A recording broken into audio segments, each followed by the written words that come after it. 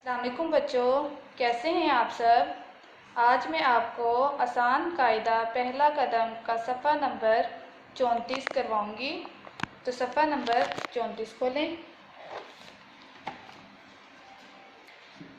हरूफ तहजी है स्वाद, स्वाद स, स्वाद स सोफ़ा, स्वाद स सोफ़ा, स्वाद स सोफ़ा, स्वाद स स्राही, स्वाद स स्राही, स्वाद स स्राही, स्वाद स साबुन, स्वाद स साबुन, स्वाद स साबुन।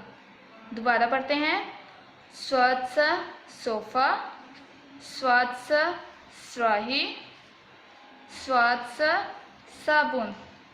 तो बच्चों, सोफ़े में कलर है, स्राही में आपने भूरा कलर करना है और साबुन में कोई सा भी कलर कर लें। आपकी बुक पे स्वाद लिखा हुआ है, इसके ऊपर पेंसिल फेरें। स्वाद स।